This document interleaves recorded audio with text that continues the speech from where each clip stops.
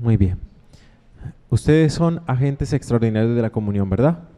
Bueno, entonces tengo entendido que el contexto de esta charla tiene que ver con tratar de hacer un resumen de los elementos más importantes que a ustedes les sirvan para prestar su servicio en la iglesia, dado que algún inconveniente de pronto ustedes no pudieron estar, de allí este nombre de remediar. Entonces, les decía yo que ahorita que yo venía en el carro estaba pensando cómo hace uno para resumir toda esa información. ¿Cómo hace uno para resumir esto? Porque en esta charla también podemos caer en el peligro de que yo les diga tantas cosas, tan teológicas, que al final de cuentas se queden en unas notas en un cuaderno, pero no afecte positivamente nuestra relación con Jesús en la Eucaristía. Así que, más bien lo que yo persigo en esta breve charla es tratar de ofrecerles a ustedes unos cuantos elementos que les ayude a madurar en la espiritualidad eucarística. Y ese es un término que no se les puede olvidar ni pasar por alto. Una profunda espiritualidad eucarística. Hermanos y hermanas, para hacer lo que ustedes y yo hacemos es necesario, es un requisito sin el cual no, así se dice, sine qua non, no se puede prestar bien el servicio que hacemos. Y ese requisito es amar profundamente a Jesús en la Sagrada Eucaristía. Esto es determinante, que no es lo mismo hacer las cosas como cuando uno va un día a la oficina, hace unas cuantas cosas, nos vemos mañana. ¿Cuándo es que me toca a mí? Entonces revisan la lista, bueno, está bien. Pero en nosotros no se puede perder la emoción de hacer lo que estamos haciendo. Pero esa emoción no surge de la nada. Eso no surge nada más porque yo tengo un interés de poder servir en ese sentido, no. Eso surge porque yo realmente he comprendido qué es lo que sucede en la Eucaristía. No sé si ustedes recuerdan que hay una parábola en el Evangelio, se llama la parábola del sembrador. Esta parábola tiene son 3 versiones porque está en los evangelios sinópticos. Marcos tiene una, Mateo otra y Lucas otra. Tienen unas pequeñas variaciones. Pero en una de estas parábolas, respecto a quienes dan fruto, Jesús dice que dan fruto los que entienden. Eso dice. ¿Quiénes dan fruto, Señor? Los que comprendieron, los que entendieron. Porque si tú no comprendes y no entiendes, ¿cómo vas a adherir tu voluntad y tu corazón a algo que no te está sugiriendo nada? O que te sugiere poco, Sin hacer esto como muy autorreferencial, yo les contaré que mis primeros pasos, por decirlo así, en el seguimiento del Señor y en la Eucaristía empezaron cuando yo tenía como 13 años, en la renovación carismática. Y empezaron por la música. O sea que yo llegué a la Eucaristía a tocar. Yo llegué por ahí a la Eucaristía. Otros llegan por otros motivos. Yo llegué a tocar la misa, porque hacía parte de un ministerio de música. Y desde ese momento pues yo me fui un poco familiarizando con este tema de que cerca de mí ocurría algo especial. Ahí había un padre, al padre le colocaban unas cosas allí y ahí pasaba una cosa espectacular, un milagro. Ahí pasaba un milagro. Yo no entendía ese milagro cómo acontecía. De hecho, yo soy sacerdote y tengo una cantidad de elementos teológicos, intelectuales y razonables en mi mente, pero la Eucaristía parece en ocasiones que fuera algo que hay que meditarlo a la luz del Espíritu Santo, porque es un milagro que acontece allí, incluso que hasta nuestros sentidos, nuestra vista, lo que percibimos, se ven retados. Nuestra vista, porque ahí no estamos viendo un trozo de carne como la conocemos, ni la sangre como la percibimos, ¿verdad? Entonces, por ahí empezó todo. Luego, cuando empecé a acercarme un poco más y se dieron otros procesos en mi vida, ya yo estaba de acólito, ¿verdad? Entonces estaba yo allí en la credencia, llevaba las cosas al altar. Después de un tiempo todo pasó, estaba en el seminario, como la vida pasa tan rápido, luego de un tiempo estaba yo de diácono, ¿verdad? Ya yo no estaba tan lejos, ahora estaba mucho más cerca. Tan cerca que antes de que el Padre, por obra del Santo Espíritu de Dios, a través de sus manos aconteciera el milagro de la Eucaristía, yo tenía que poner en el cáliz el vino, también le tenía que poner una gotita de agua que representa nuestra voluntad que se funde con la del Señor y disponer todo. Y cuando terminaba, yo le hacía la seña al Padre o al Obispo, les hacía así. Ya está listo para que tú vengas a ofrecer el sacrificio en el nombre del mismo Jesús. Bueno, y pasaron 2, 3 días y ya yo era sacerdote. A la semana, no mentira, no era a la semana. Eso a veces la gente desconoce que para ser sacerdote hay que estudiar y estudiar bastante. Estudiar bastante. Mínimo aquí son 8 años, mínimo. Y la nueva Ratio Fundamentalis dice que si un chico, a pesar de que haya aprobado sus materias con buenas notas, pero todavía en su proceso espiritual y personal no ha madurado, no importa. En el colegio si tú ganas tercero vas para cuarto.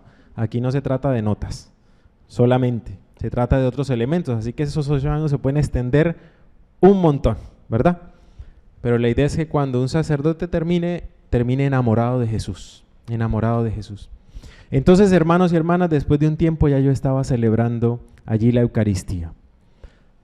Pero han pasado 3 años, ya casi van a pasar 3 años de mi ordenación, y más allá de verdad del cansancio que uno a veces tiene, porque en la vida del sacerdote pasan muchas cosas. A veces yo decía, qué rico confesar a la gente, escucharle los pecados y absolverla y que la gente se vaya salvada, ¿verdad? Porque cuando alguien se confiesa real y verdaderamente está limpio de corazón. Pero yo no había entendido lo agotador que es la confesión, ¿verdad? Hasta dolor de cabeza te llevas tú de ahí. A veces las personas, y yo cuando me confesaba, yo decía, ay, el Padre se acuerda de mis pecados, vean, yo me paro de esa silla y yo no me acuerdo de nada. Y si lo veo la próxima y me dice, ay, Padre, otra vez los mismos pecados de la vez pasada, y yo vas a tener que decírmelos porque no tengo ni idea. Además de eso que a mí me ayuda que tengo una muy mala memoria, así que espectacular, la gracia y la mala memoria se combinan. Bueno, pero a pesar de todo ese cansancio, a veces días de bautizos, día de estar en el despacho parroquial, de ir a visitar a un hermanito enfermo, a veces celebrar unas exequias, bueno, tantas cosas, el amor por la Eucaristía no puede menguar, incluso cuando haya cansancio. Yo a veces estoy celebrando la misa, la gente no se da cuenta porque a mí me tapa hasta aquí el altar, pero yo estoy así moviendo los pies porque ya me duelen los pies, ¿verdad? Yo estoy diciendo que la gente no se dé cuenta las morisquetas que estoy haciendo, solamente se da cuenta la del canto. Pero el momento de la consagración es que es muy especial, porque delante de mí ocurre este milagro, que unas cuantas hostias y un poquito de vino de uvas se transforma en la carne y en la sangre del Salvador. Yo esto lo dije en 3 segundos, pero esto es una profundidad, un abismo que hay que meditar con el corazón. Y cuando uno tiene esa certeza, cuando uno está tan contento y tan convencido de ese milagro, díganme ustedes si uno el servicio no lo presta diferente. Claro que sí, porque tú lo haces con emoción, Yo no sé si ustedes se han puesto a meditar lo que les voy a decir a continuación delante del Santísimo. No sé si ya ustedes lo han hecho o si lo van a hacer, sostener el cuerpo de Cristo en las manos. A veces manos tan pecadoras. Y no estoy hablando de ustedes, estoy hablando de las mías, ¿verdad? Porque yo creo que todos acá lo primero que tenemos que tener una conciencia es que somos pecadores y que necesitamos de Dios. Y aún así, en estas manos que tanto han ofendido al Señor, allí está Jesús. A mí se me olvidó decirlo al principio, vamos a bajarle a los teléfonos, yo ya le bajé al mío. No se preocupen, que eso pasa. Una vez una señora no sabía cómo apagar el teléfono y cogió el bolso y lo tiró por la ventana. ¿Verdad? Eso fue súper gracioso. Pero bueno, es que no sabía cómo apagarlo. Entonces, tiene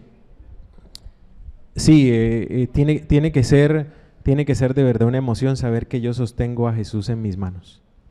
Más emocionante todavía, que vienen los hermanos a recibir al Señor y que tú estás allí para entregarles al Salvador. Yo no sé si yo me emociono más más de la cuenta. Si estuviera aquí Monseñor Víctor Tamayo estaría llorando porque él llora hasta cuando vuela la mariposa. Monseñor Víctor Tamayo es una cosa espectacular. Bueno, yo no sé si es que yo exagero más de lo normal, pero a mí esto me causa mucha emoción y yo aspiro que a ustedes también les cause mucha alegría y emoción. En el texto que me han pasado el director de liturgia, que es el tema quinto, vienen unas preguntas, yo las tengo acá en el teléfono, voy a irlas leyendo y las vamos a ir respondiendo para no dejar por allí como cabos sueltos.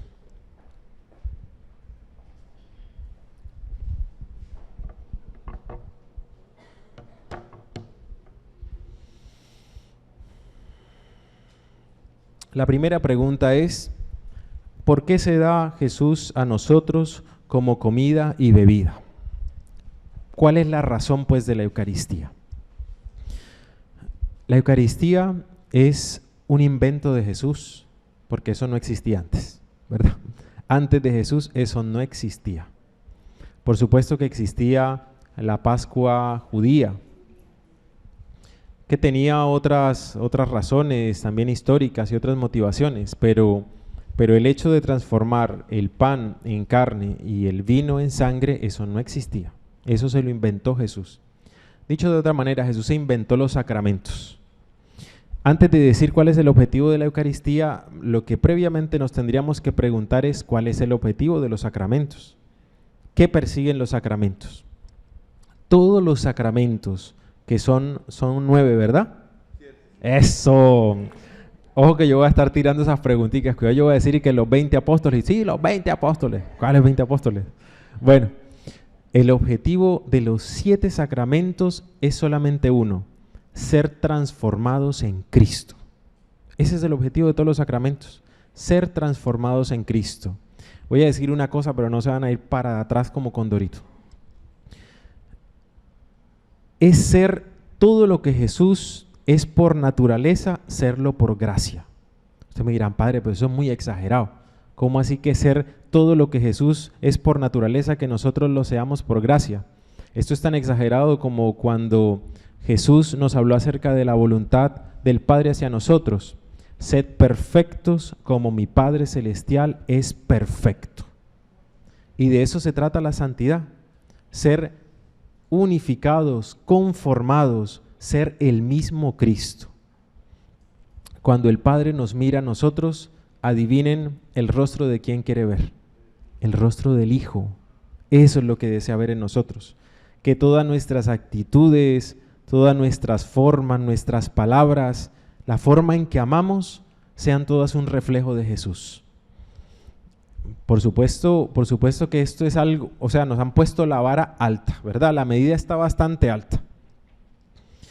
Pero a María le dieron una respuesta también que nos llena a nosotros de esperanza.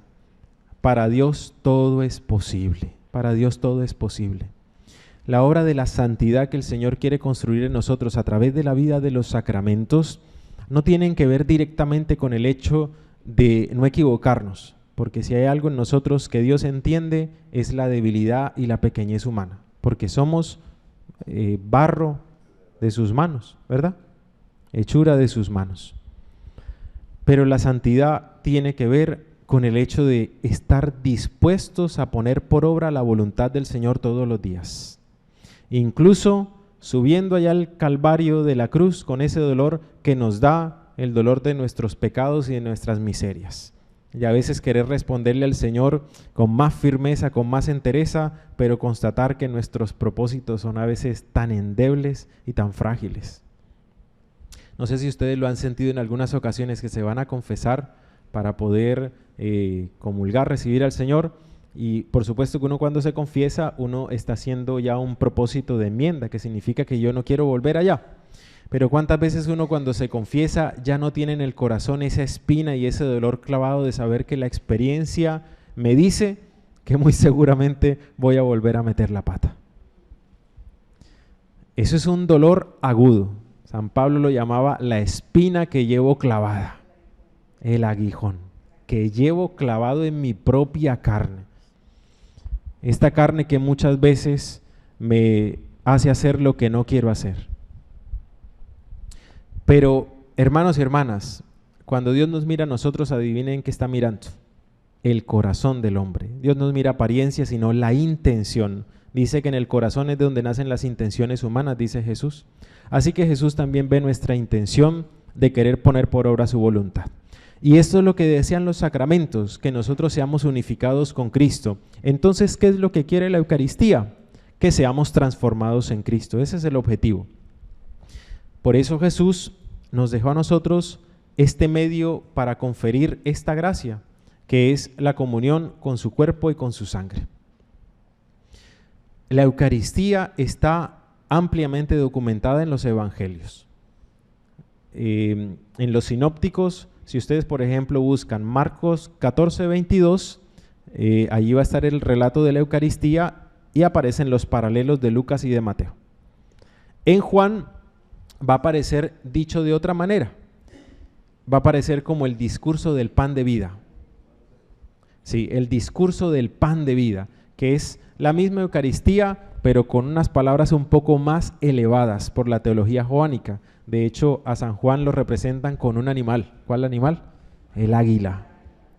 Queriendo decir que la teología de Juan está muy pasada por la meditación y es una teología elevada.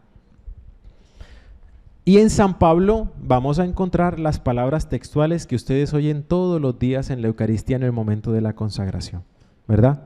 Esto es mi cuerpo que será entregado por ustedes. Esta es mi sangre. Ahí aparecen las palabras textuales. Entre otra cosa, un poco entre paréntesis, estas palabras no se pueden modificar. Si se modifican, se altera la Eucaristía y se convierte en inválida. Así que los padres saben que nosotros, yo digo los padres como si no lo fuera, nosotros los sacerdotes sabemos que hay unas cosas en la Eucaristía que se pueden modificar porque están a criterio, hay otras que no. Prohibido. La plegaria eucarística desde el prefacio hasta el final no se puede cambiar. Bueno, porque son las palabras de Cristo, esto ni el Papa lo puede cambiar. No, vamos a decir unas palabras más bonitas, olvídense de eso. Son las palabras de Jesús por las cuales acontece el milagro. Entonces, cuando Jesús instituye la Eucaristía, quiere quedarse con nosotros. Sabe que es el alimento que va a darnos la gracia y que va a permitir que nosotros de verdad seamos santos y que nuestro bautismo poco a poco vaya madurando.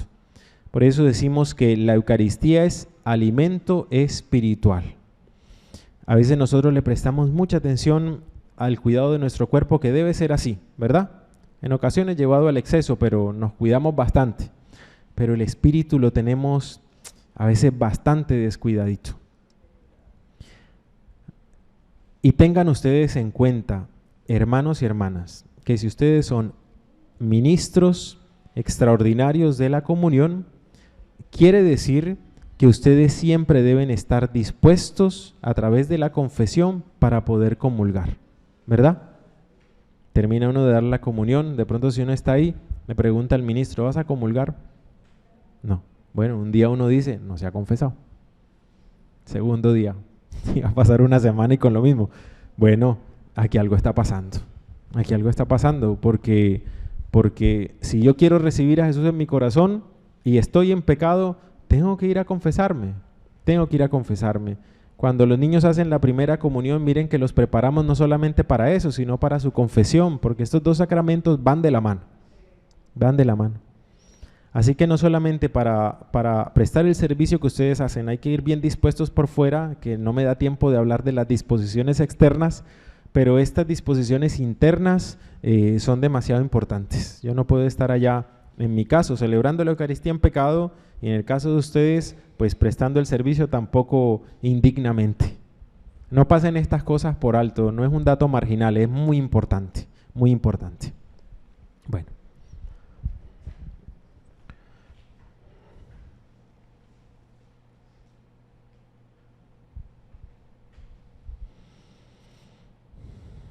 La Eucaristía es un sacrificio, es un sacrificio. Por eso a la Eucaristía se le dan muchos nombres. Vean, cuando los apóstoles empezaron a celebrar la Eucaristía, pues no le decían ni la misa ni Eucaristía, le decían la fracción del pan, ¿verdad? Así aparece en los Hechos de los Apóstoles, la fracción del pan. pero también tiene otros nombres, le llamamos Eucaristía, la misa, o también le llamamos el Santo Sacrificio. Santo Sacrificio, porque es el sacrificio que Jesús ofrece al Padre para la salvación de todos nosotros. ¿Cuál es el altar donde se ofrece ese sacrificio? La cruz. La cruz. Ese es el altar donde ocurrió nuestra salvación. Por eso la cruz es signo de vida y de esperanza y de alegría. Yo sé que esto es complicado a veces cuando alguien mira y uno le da dolor y uno se acuerda que tal vez el que le tenía que estar clavado allá era uno por andar de necio, pero también le da a uno alegría de que Jesús nos haya salvado y que nos haya perdonado nuestros pecados y con este sacrificio nos haya abierto las puertas del cielo, ¿verdad? Fíjense ustedes que al principio en el Génesis, después del pecado, el Padre en su infinita sabiduría pudo haber dicho, esto se torció. Satanás torció esto. Así que vamos a empezar a hacer otra cosa.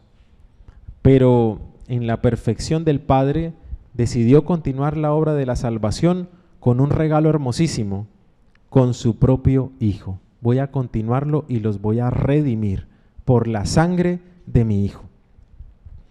Pero es que la generosidad de Dios es así. Dios siempre da más. Un regalo hermoso que nos dio después de haber masacrado a Jesús, que nos merecíamos también el castigo por haber hecho semejante locura, entonces viene y nos regala a la Virgen María, ¿verdad? Cada vez da un paso hacia adelante. Y eso también tiene que ser un aliciente de nuestra salvación, ya que a pesar de todas nuestras infidelidades, Jesús contigo no va a tirar la toalla. No se les olvide eso. En el Evangelio hay una cosa que a mí me llenó un día de inquietud cuando la leí. Dice que los fariseos, a punta de necedades, frustraron el plan que Dios tenía para ellos. Esto es duro, porque si hay algo que uno no desea y uno le dice al Señor, Dios mío, yo sé que yo he metido la pata mucho, no me dejes a mi suerte, no me dejes a mi suerte, yo quiero cambiar, dame otra oportunidad, y Jesús siempre nos la da, pero a punta de necedades podemos torcer el plan de Dios para nosotros, que es un plan perfecto. Decía Monseñor, recién llegado, yo me acuerdo cuando Jesús se puso frente a Jerusalén antes de su pasión y dijo esas palabras tan desgarradoras: cuántas veces he querido yo reunirlos como la gallina reúne a los pollitos debajo de sus alas, pero ustedes no han querido, no han querido. Y es posible que nosotros con nuestras necesidades dejemos pasar el momento de la gracia del Señor. Dios nos va a dar otras gracias, pero esas que dejaste pasar fueron las que pasaron.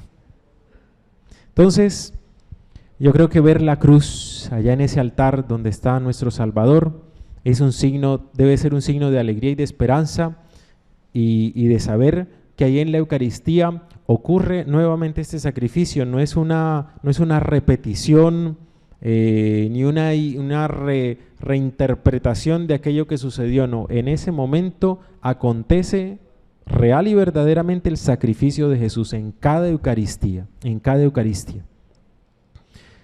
Y no solamente, para cerrar esto, morimos con Cristo, sino, como dice San Pablo, también resucitamos con Él. Hemos sido resucitados con Él. Muy bien. ¿En qué momento el pan y el vino se convierten en el cuerpo y en la sangre de Cristo? Bueno, ¿quién me dice la hora? ¿Cómo vamos de tiempo? 3:45. Dios mío, detén el tiempo. Bueno, ¿en qué momento ocurre eso? En la Eucaristía hay un momento, se llama, así como tú lo dices, es la consagración, ¿verdad? Previamente en el altar, por supuesto, ya debe estar las hostias, que las hostias están hechas ¿de qué? Sí. ¿Y por qué no podemos poner ahí un pan aliñado, un pan de queso o algo así? ¿Ah? Porque no son las especies eucarísticas propias. Jesús, cuando estuvo celebrando la Pascua con sus discípulos en la última cena, usó pan ácimo. Nosotros lo representamos con un poquito de harina y agua, y eso es lo que es una hostia, un poquito de harina y agua. Por ahí me decían los niños de la primera comunión, ¿y si le echas mantequilla? Pues si le echas sal, azúcar, levadura, sale un pan aliñado, pero no, pan ácimo. Igual, alce la mano aquí, ¿quiénes son sacristanes? ¿Hay ninguno? Bueno, por allá me hicieron una maguique. Bueno, el día que alguno lo sea, el vino para la Eucaristía se compra aquí, o en San Pablo, o en algún lugar reconocido. ¿Por qué? Porque usted va y se mete a Carulla, sale y que vino de uva, a usted cómo le consta que eso es vino de uva. Y la Eucaristía no se puede celebrar ni con vino de manzana, ni de durazno, ni nada de locuras. Vino de uva, o sea, fruto de la uva. Por eso esas botellas de vino están marcadas y dicen que son válidas para la celebración eucarística. Bueno, luego de que están allí estos dones, empieza el prefacio, que es una acción de gracias, ¿verdad? Y el prefacio empieza diciendo, el Señor esté con ustedes y con tu espíritu. Y empieza esa acción de gracias. Y llega el momento de la plegaria eucarística. Ustedes se dan cuenta que llega ese momento porque en las parroquias normalmente usamos unas campanitas. Que esas campanitas tienen su historia bastante antigua, pero todavía las usamos. En ese momento los sacerdotes o el sacerdote, el obispo, hace este gesto. Este gesto significa pedirle la efusión del Espíritu Santo. Derrama tu Espíritu sobre estos dones, Vean, en ese momento uno es que tiene que estar muy pendiente, muy piloso y también con el corazón sobre ese altar. Se dice lo de la cena y luego se dicen las palabras de Jesús, primero sobre el pan y luego sobre el vino. Cuando se están diciendo sobre el pan, ese es el momento exacto. Yo me voy a adelantar un poquito a las preguntas que tengo aquí. En ese momento, esas hostias que están ahí dejan de ser hostias. Algún niño siendo muy agudo me diría, ¿pero cómo así? Ahí están las hostias, ¿verdad? Yo no veo a un señor llamado Jesús montado encima del altar. Y son preguntas básicas, pero cuando yo estaba estudiando teología, estábamos en clase, bueno, vamos a irnos despacio con esto. Hermanos y hermanas, por supuesto que esas especies eucarísticas no pierden sus propiedades, pero dice la teología que su ser, que en la filosofía se llama ontología, recibe una elevación. Se llama una elevación ontológica del ser. Por lo cual, aunque tú veas esas hostias ahí, ya no lo son, son otra cosa, porque en su ser son diferentes, en su ser son otra cosa. De ahí que hay que tratarlas con un cuidado extremo, Les estoy diciendo cosas que para ustedes en algún momento van a ser importantes, porque no es lo mismo cuando uno, por ejemplo, va a darle Eucaristía con unas hostias que tengan muchos residuos, es decir, que sean muy secas, a unas que estén bien hechas. ¿Quiénes de aquí ya han prestado el servicio en sus parroquias? ¿O ustedes están a punto o renovando? Ok, listo. Entonces me van a entender muy bien lo que yo estoy diciendo. Es muy distinto, sobre todo porque cuando algunos de ustedes, si de pronto están empezando, van un poquito nerviosos. Cuando uno está nervioso, uno empieza a sudar. Las manos empiezan a sudar. Y si tú agarras una forma consagrada, que tenga muchas partículas, todas se te van a quedar pegadas en los dedos. Todas. Yo antes de ser sacerdote estaba en una comunidad de laicos. Yo me acuerdo que a mí me pusieron el tema de la sacristía. Entonces yo compraba las hostias donde las hermanas reparadoras, que ellas las hacen muy bien, pero tienen un problema con la producción, no les da para hacer más. Esas hostias venían muy bien hechecitas y sin muchas partículas y residuos. Pero ¿qué hacía uno? Antes de ponerlas ahí, yo me acuerdo que una por una, con un trapito.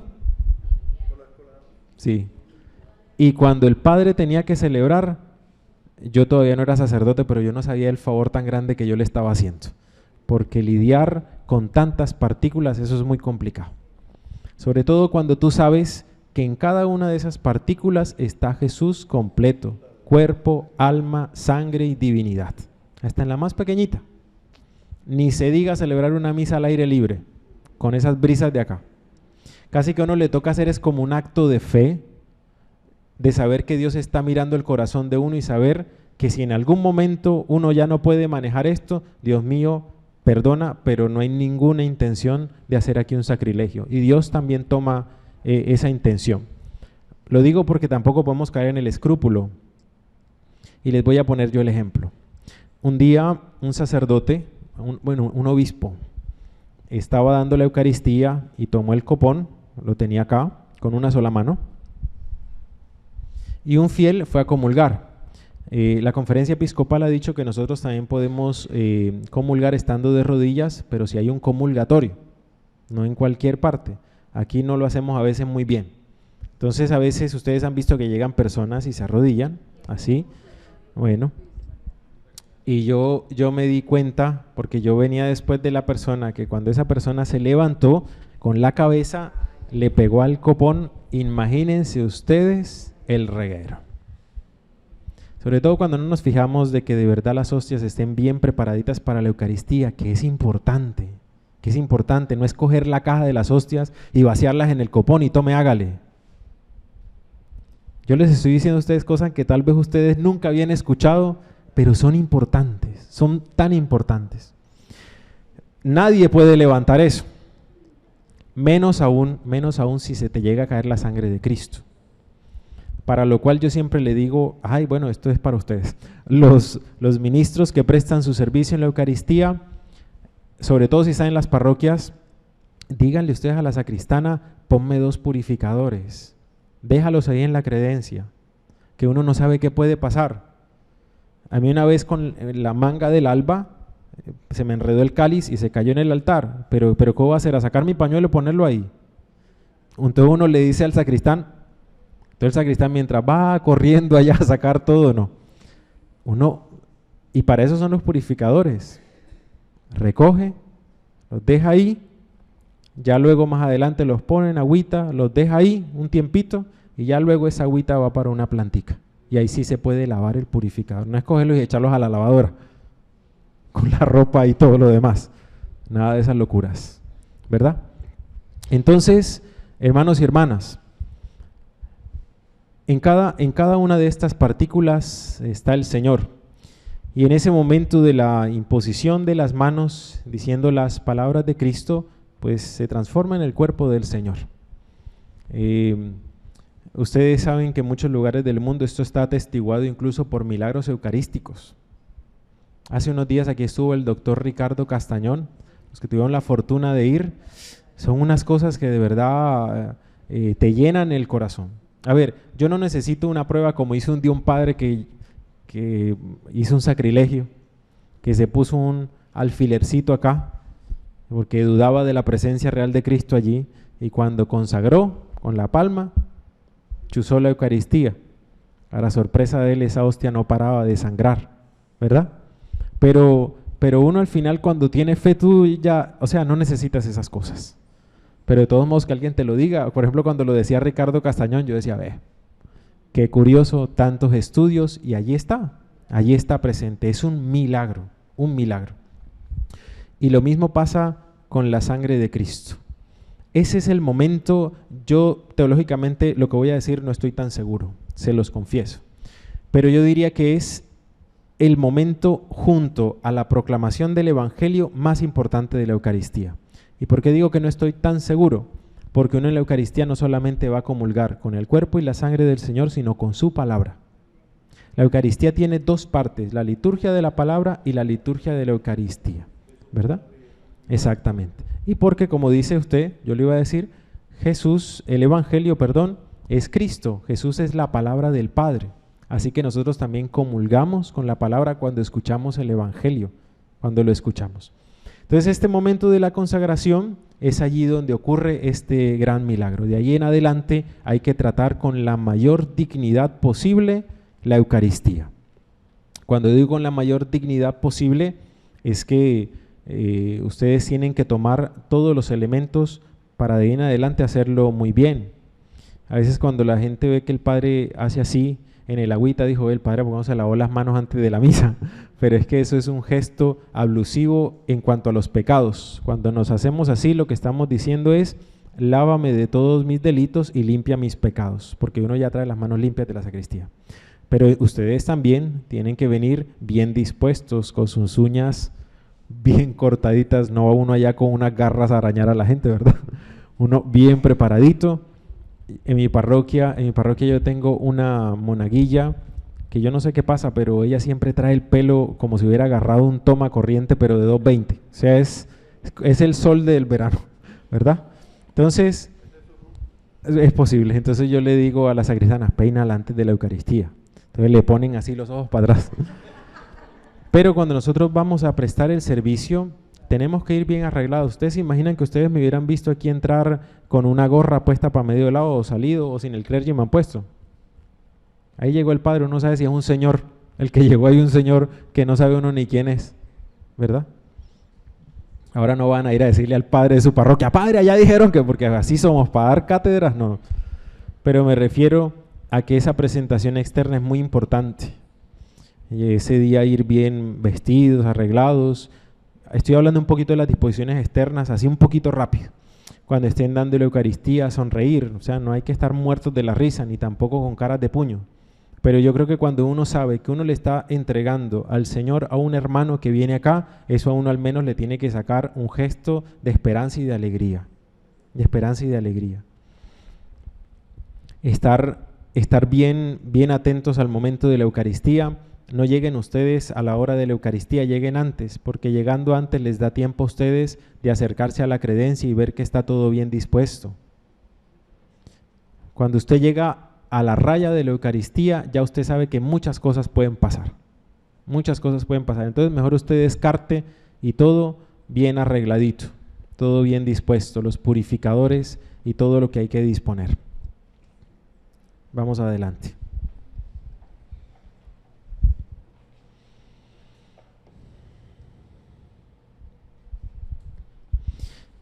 Deja el pan, bueno, eso ya se los expliqué.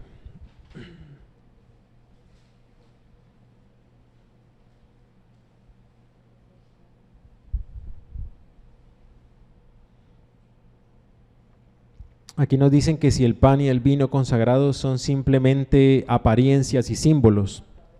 No, realmente son, esencialmente son Cristo. Después de la misa, el cuerpo del Señor y la sangre de Cristo dejan de serlo después de la misa.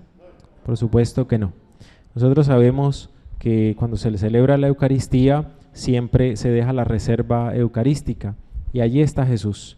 Igual el ejemplo más claro de esto es cuando celebramos la hora santa, ¿verdad?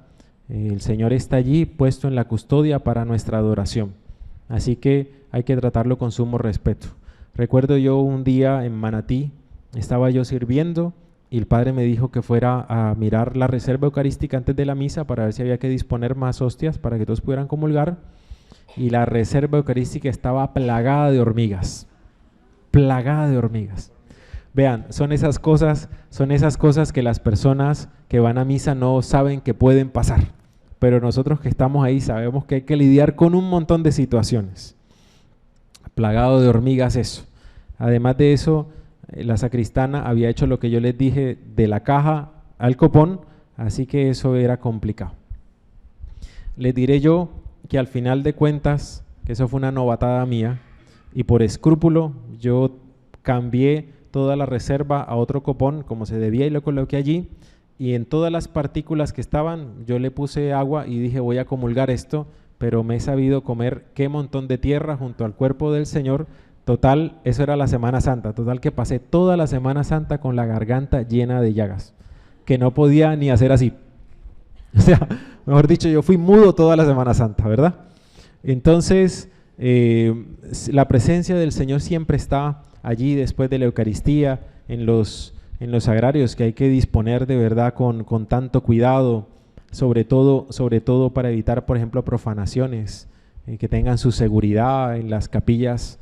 Yo les digo que yo he visto a veces cosas muy penosas por el descuido y el desconocimiento de la dignidad eucarística, cómo se maneja muy mal el cuerpo del Señor.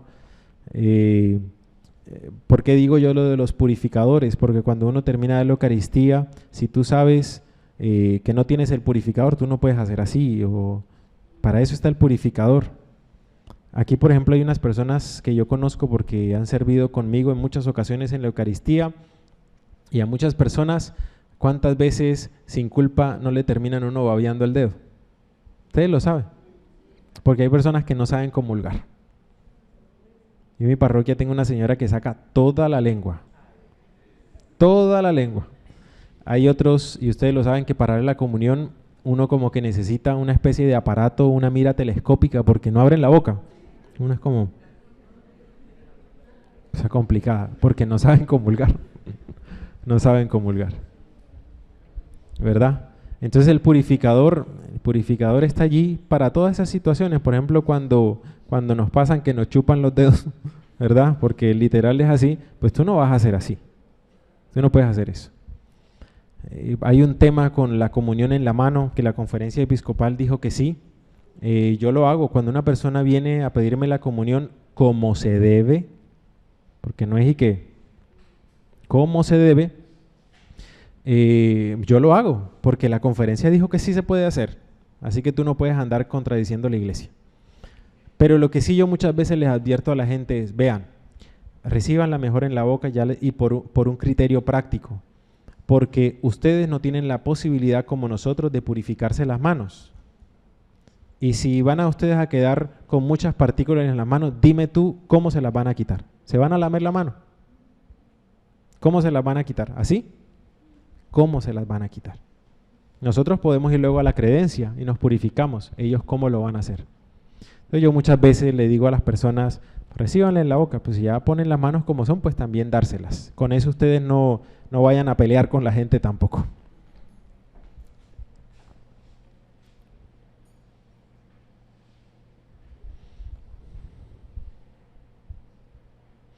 Que aquí hay algo muy básico, esto es de catecismo de primera comunión, pero vale la pena. ¿Qué señales de reverencia son apropiadas respecto al cuerpo y a la sangre del Señor? Cuando uno entra a una parroquia, a un templo, lo primero que uno tiene que hacer es hincarse de esta manera, ¿verdad? Y hacerse la señal de la cruz, en nombre del Padre, del Hijo y del Espíritu Santo. No es que en el Padre, del Hijo y del Espíritu Santo, ¿verdad? El que le quiera mandar un beso al Señor está bien, pero uno se sorprende cuando uno le hace catecismo de primera comunión que a veces ni siquiera nos sabemos signar. En nombre del Padre y del Hijo y del Espíritu Santo. El amén no va aquí. No. En nombre del Padre y del Hijo y del Espíritu Santo. Amén. Amén. Entonces, cuando uno entra a una parroquia, eso es lo primero que uno tiene que hacer. Las parroquias son lugares de silencio. De silencio.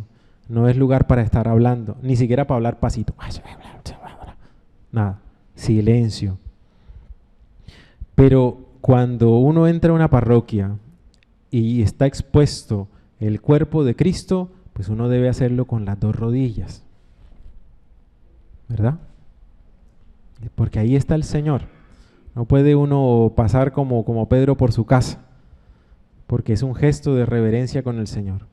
A veces estamos en la Eucaristía celebrando y alguna persona que no sabe se queda sentada en la consagración. Yo me pregunto si el día que lleguen a la presencia del Señor también se van a quedar sentados. Porque todavía no hemos interiorizado que el que está ahí es Cristo. Yo creo que el día que yo llegue al cielo, que ojalá llegue seguramente, bueno, estoy esforzándome, lo primero que haré será tirarme al piso a besarle las llagas del Señor y decirle que me perdone. Eso va a ser lo primero. Pero no me voy a quedar sentado con los brazos así mirándolo a la cara, porque son gestos que son apropiados a lo que estamos celebrando. Hermanos y hermanas, ustedes junto conmigo son los que tenemos que dar más ejemplo de esto, sobre todo porque la gente nos identifica con facilidad, ¿verdad? Y si ustedes no muestran respeto a Jesús en la Eucaristía, es una muy mala catequesis para los demás.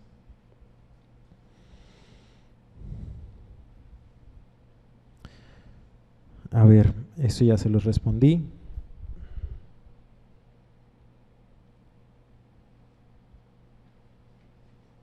A ver, esto es interesante. Si un o una creyente, estando consciente de haber cometido un pecado mortal, come y bebe el pan y el vino consagrados, ¿recibirá aún así el cuerpo y la sangre de Cristo? Claro que sí. Pero nosotros tenemos que tener claro lo que San Pablo dice. Si uno comulga no estando preparado, San Pablo lo dice muy fuerte, come y bebe su propia condenación. No es que Jesús cuando esté en la boca va a salir corriendo porque, ay no, qué lugar tan indigno. Pues Jesús tiene que entrar allí como entró el día del templo de Jerusalén, que estaba vuelto un mercado, porque eso es lo que hace el pecado en nosotros. La vida de la gracia en nuestro interior lo vuelve un mercado, y ahí tiene que entrar otra vez Jesús. Por supuesto que no lo encontraremos vivo, sino otra vez crucificado, crucificado. En cuantos hermanos y hermanas nuestras, así está Jesús. Presente, sí, pero crucificado, otra vez. Por eso tenemos que estar dispuestos para recibir la Eucaristía a través de la confesión. No sé si me hice entender esa parte, ¿verdad? No es que Él deje de ser Eucaristía para entrar en, o que cuando entre salga corriendo, no. Eso no sale, eso nunca ha salido corriendo, nunca ha salido corriendo.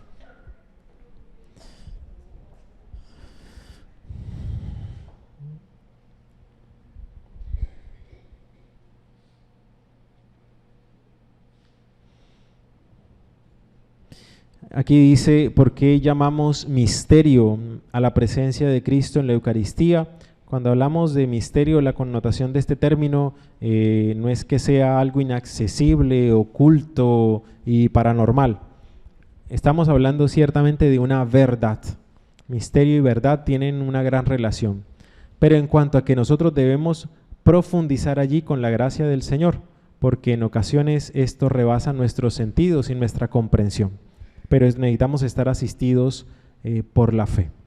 Hermanos y hermanas, yo creo que con estos elementos teológicos se han respondido muchas cosas, pero a mí me gustaría que en estos 10-15 minutos un poco que nos quedan, porque eso siempre me queda pendiente, me gustaría responder algunas preguntas que alguno tenga, a nivel práctico o a nivel teológico, lo que me quieran ustedes preguntar, adelante que todo vale.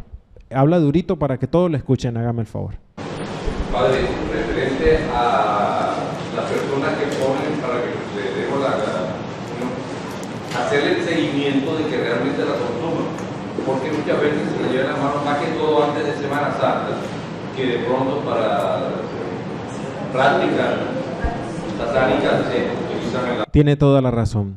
Entre esas cosas, por aquí Lilian, Chila, Janet, que a veces nos vemos en Buenavista, me dijeron que en la misa esta que pasó, la última que celebramos, yo le di la comunión a un muchacho, él llevaba a su hijito cargado y cuando le di la comunión, él se sacó un poquito de la hostia, la partió y se la dio al bebé.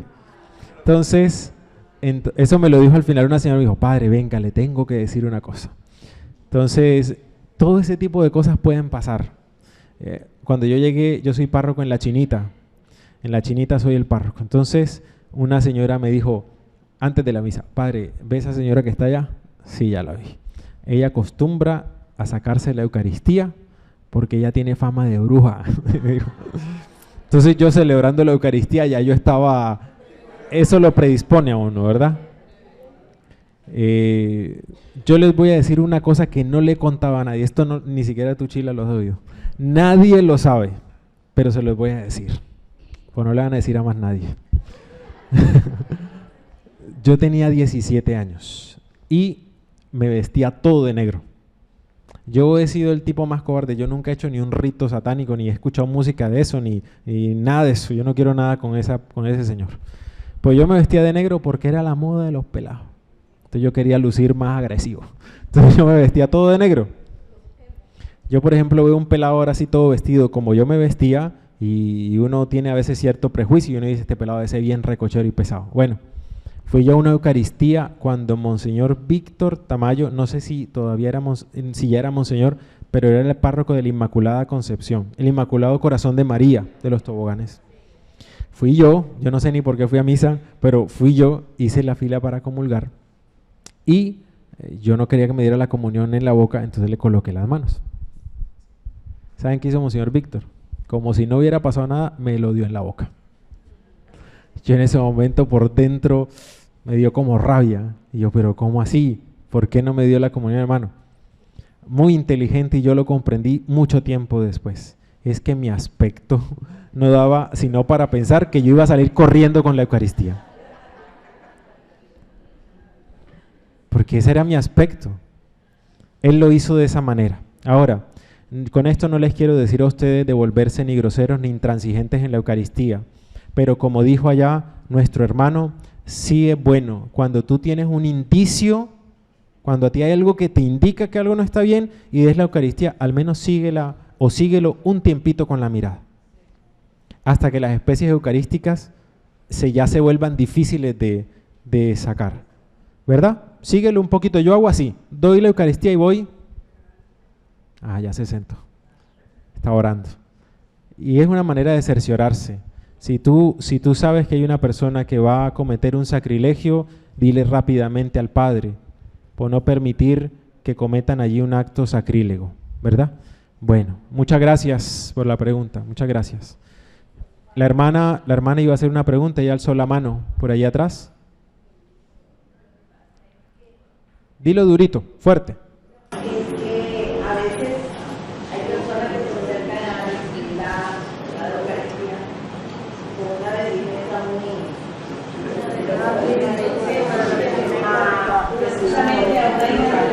Vamos a escuchar.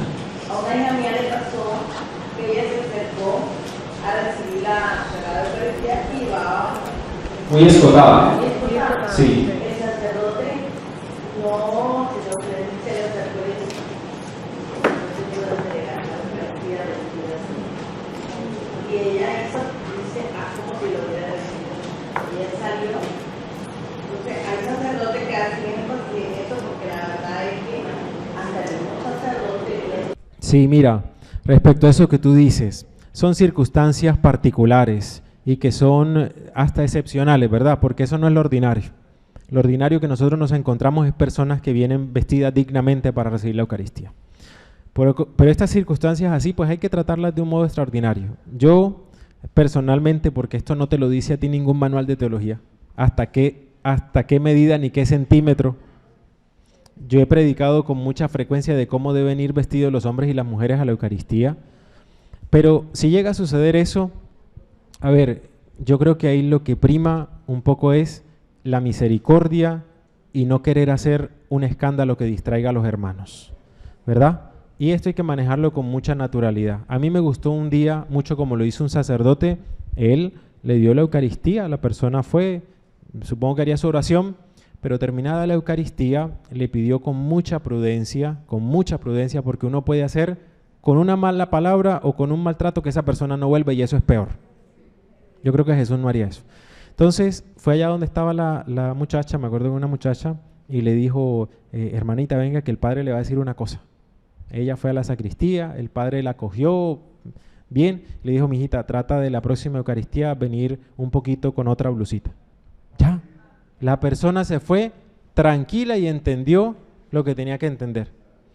Porque a veces en una fila para hacer eso, esas palabras de no te puedo dar la comunión, eso genera un malestar. Y puede derivar en una situación incómoda. Entonces yo creo que esto no lo dice ningún manual de teología, pero yo creo que aquí el criterio es la prudencia, la discreción y no generar un escándalo peor, ¿verdad? Evidentemente hay escotes, si va a venir con todo afuera ya, oye, arréstenla. Pero estamos hablando de algo excepcional. ¿Alguien más va a hacer alguna pregunta? Casualmente ayer una carmelita, hoy lo tiene la niña en primera comunión y querían probar con otros sin consagrar para darle a la niña, me hicieron la pregunta, a mí me pareció, o sea, yo no sé si una vez escuché una preparación que no debemos hacerlo, que no se debe hacer, sin embargo yo dije, no, me parece que lo hago, yo sí quisiera saber. Mira qué importante eso. Hay una ley de la conciencia moral y es que cuando uno tiene dudas, lo mejor es detenerse. Eso es una ley universal. Cuando uno tiene dudas, deténgase. Mejor deténgase, pregunte y continúe. Espérame un segundito. En una preparación, en el contexto de una catequesis de primera comunión, a ver, yo creo que si los niños ya tienen la conciencia hasta cierto punto y han recibido una catequesis bastante adelantada y entienden que no van a recibir galletas sino el cuerpo del Señor, en atención simple y llanamente de enseñarles a comulgar y no en un ambiente de desorden y de recocha, el catequista lo puede usar como una herramienta pedagógica. Pero vuelvo y te lo digo, dándole el manejo que tiene que se le darse, porque esto no es que vamos a repartir aquí galletas y dulces y la recocha. Solo así. Si no es de otra manera, mejor no. Mejor tú enséñales, diles, pongan así la boca, pongan así, porque es mejor. Uno tiene que tener tanto tacto en esos ambientes, mucho tacto, mirar bien.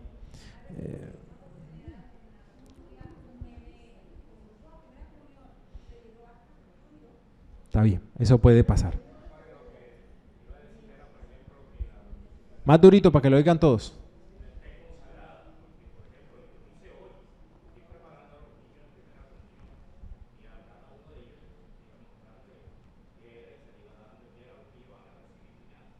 Por supuesto que estamos hablando de hostias no consagradas, ¿verdad? No me malinterpreten. No es que tráiganme el copón. Tome. No, nada de eso. Bueno, hermanos y hermanas, ¿alguien tiene más alguna pregunta práctica en cuanto al servicio que ustedes prestan? Por ejemplo, nadie me ha preguntado aquí la comunión bajo las 2 especies. Ah, sí, ¿verdad? Ahora sí. Eso le íbamos a preguntar. La comunión bajo las 2 especies. Bueno, vamos a responder esto. Vean, recibir a Cristo bajo una especie o bajo las 2 especies no es que tú recibas al Señor más completo o menos completo. Es que esté recibiendo yo aquí la mitad y la mitad se quedó allá, ¿por qué no? Es la misma comunión. De hecho, incluso es válido también comulgar con la sangre del Señor. ¿En qué casos ha pasado eso? Casos muy excepcionales. Por ejemplo, cuando es una misa multitudinaria, se terminan las hostias consagradas. ¿Qué toca hacer? Comulgar con la sangre de Cristo. Pero como tú no puedes coger el cáliz a que 100 personas, porque ni va a alcanzar, ni tampoco están las cosas dispuestas para hacerlo, uno puede, pero esto es en un caso demasiado excepcional que no puede volverse norma ni regla, usar, ojo, hostias no consagradas como medio o como vehículo para la sangre que está allí, el vino consagrado. Porque tú no le puedes decir a la gente que saben que no alcanzó, vengan la próxima. No, así que vengan la próxima. Entonces, solamente en ese caso. Pero también se puede comulgar con nuestros hermanos catecúmenos en las Eucaristías que hacen, que son de pocas personas, lo hacen con el cáliz. Yo he participado en esas y cada uno toma un poco. Imagínense en una misa de la catedral cuántos cálices con... Bueno, entonces, puede darse el caso, por ejemplo en la Torcoroma, ¿alguien hay aquí de la Torcoroma? Bueno, por ejemplo en la Torcoroma es muy frecuente que el padre William disponga todo para dar la comunión bajo las 2 especies y hay que hacerlo muy bien. Entonces, usted puede verse en la circunstancia de o que tenga que dar la comunión sosteniendo el cáliz o sosteniendo el copón con las formas consagradas. Vamos a empezar de lo fácil a lo difícil. En el caso de que usted sea el que tenga el copón, siempre les digo yo, agárrenlo firme y con las 2 manos, por lo que ya yo les he contado acá. Porque también he visto casos muy dolorosos donde han querido arrebatarle el copón al sacerdote. En temas de profanación y en temas ya muy delicados en algunos lugares, ¿verdad? Donde hay un riesgo cierto de profanación. Sosténganlo bien, o porque mucha gente les puede tropezar a usted el copón. Tengan la delicadeza. Vamos a hacer un ejemplo. Usted me ayuda, póngase aquí por favor. Párese aquí mirando hacia allá. Vamos a suponer que él tiene el cáliz con la sangre de Cristo. Entonces él va a ir tomando, digamos que este es el copón, él va a ir tomando de aquí las formas consagradas para introducirlas en la sangre de Cristo y darlas a los hermanos.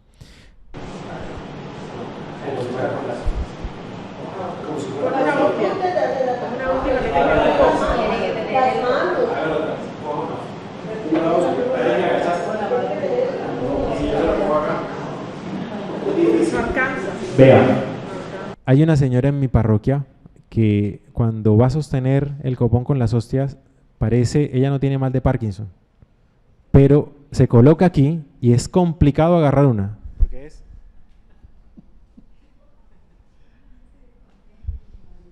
es una bailadera con ese copón que es terrible. Eso, si usted viene acá, póngaselo, cuando él alce la mano, que le quede a esa altura,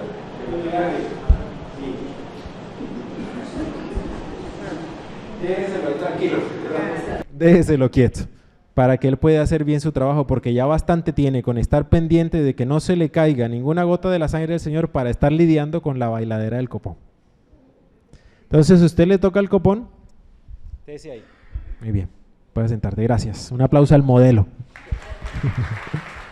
Si usted tiene el copón, ojalá que esté un monaguillo con una palia de mano, ¿verdad?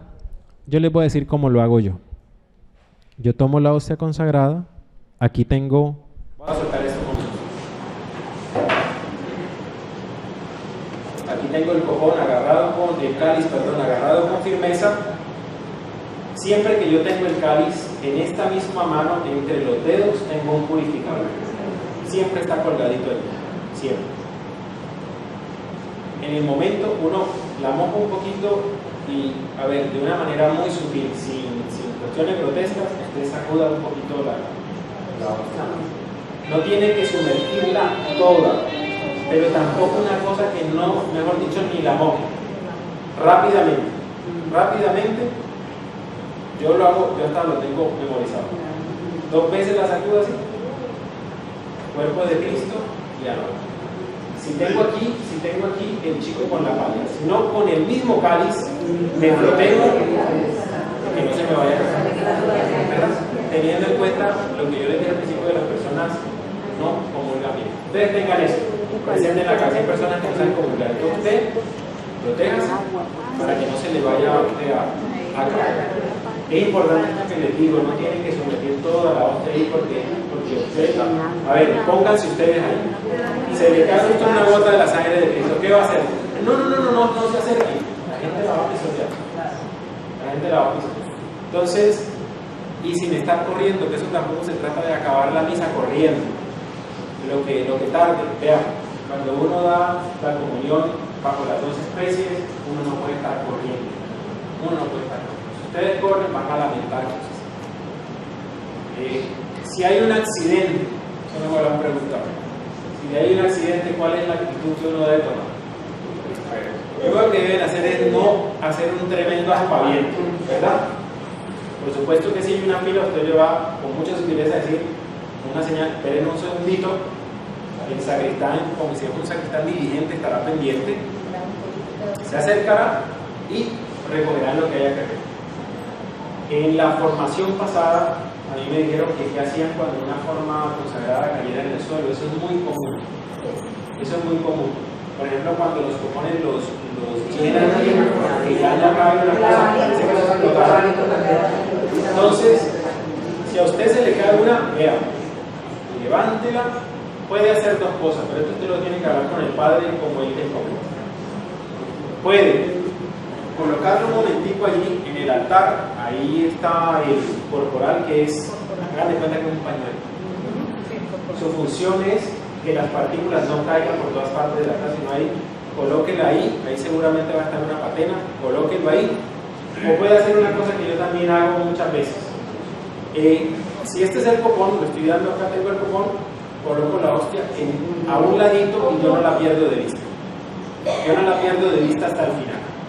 Y al final ya me acerco y le digo, padre, de esta forma se cayó. ¿Qué va a hacer el padre? Comulgarla como se debe ella. ¿Qué no les recomiendo yo? Levantarla y eso no se ve bien. Sobre todo porque usted está dando la Eucaristía y entonces ¿qué va a hacer? Se la va a tragar rápido para decir cuerpo de Cristo al que viene. No se ve bien.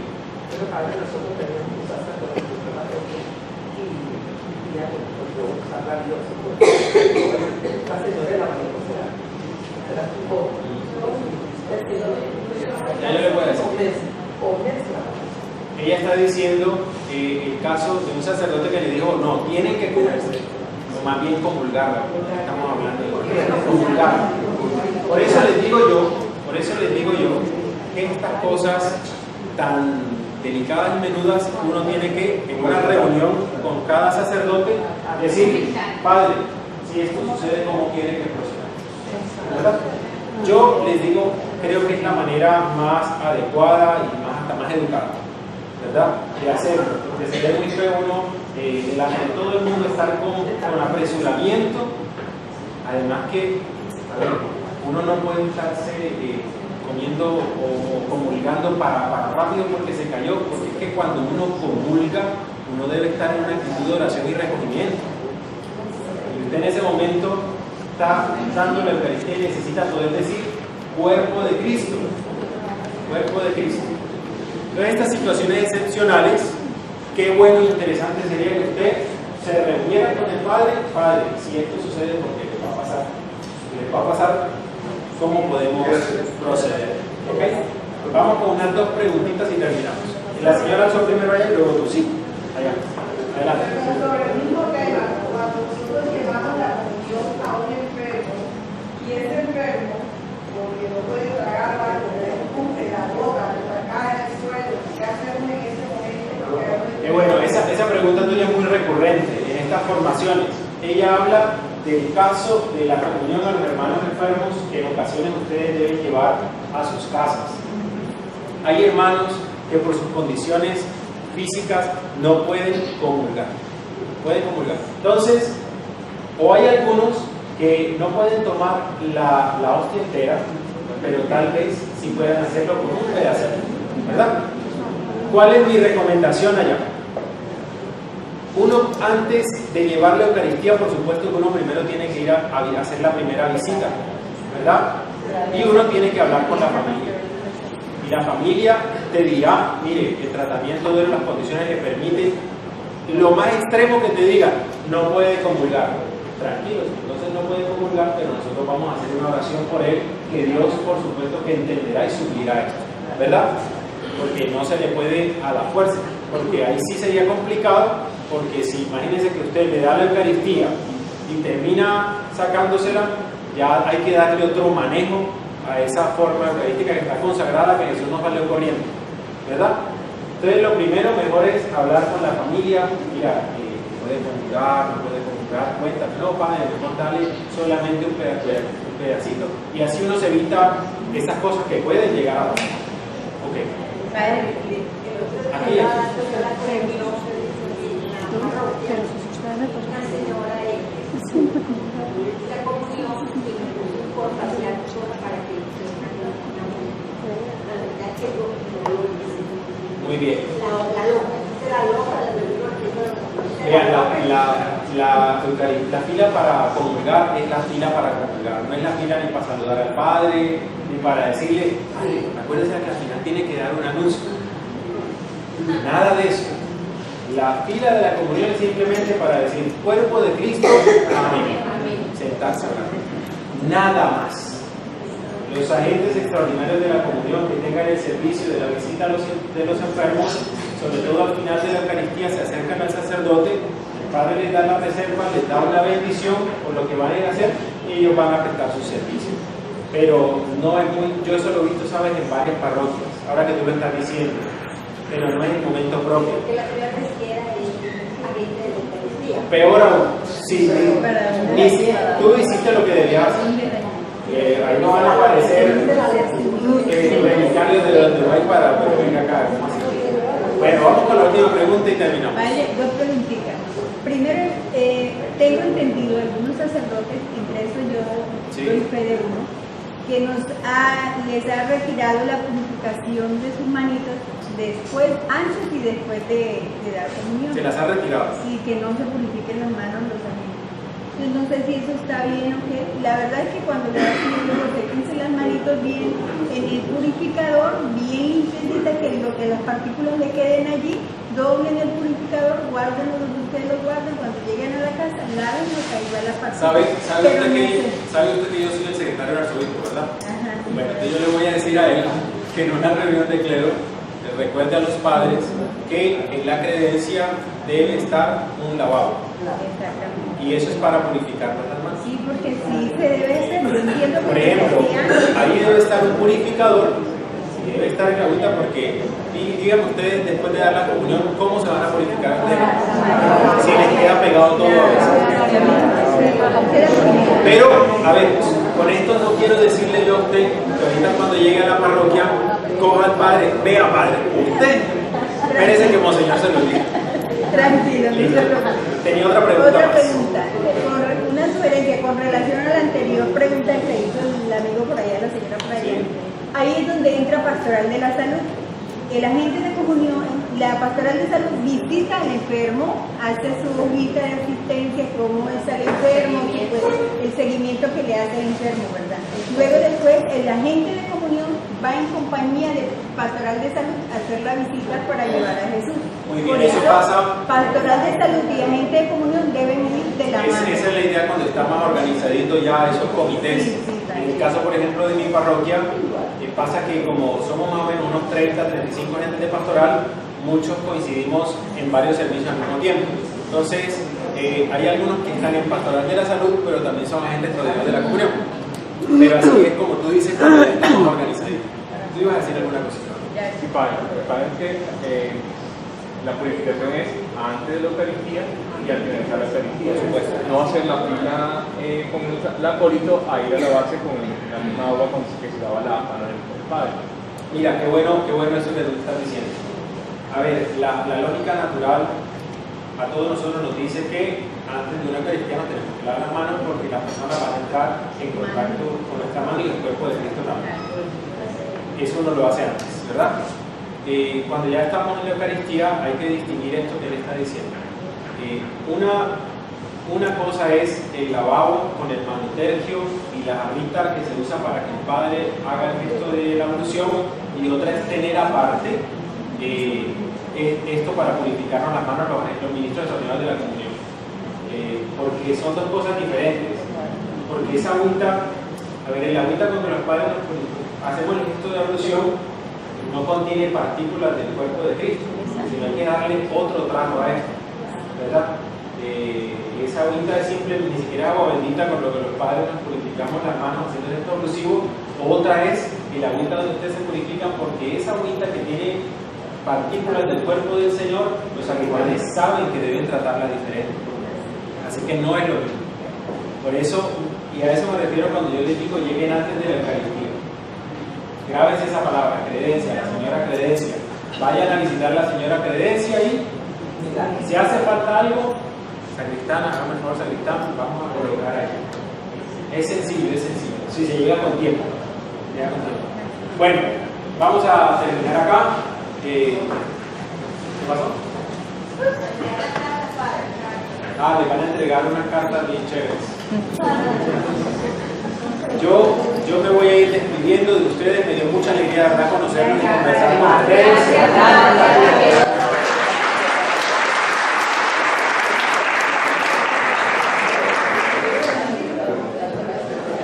Yo les voy a dar la bendición y después de la bendición no se vayan a ir sin esto que es importante. Entonces vamos a colocarnos en pie.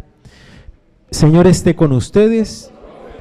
Bendición de Dios Todopoderoso, Padre, Hijo y Espíritu Santo, descienda sobre ustedes, permanezca para siempre. Hermanos y hermanas, pueden permanecer en paz.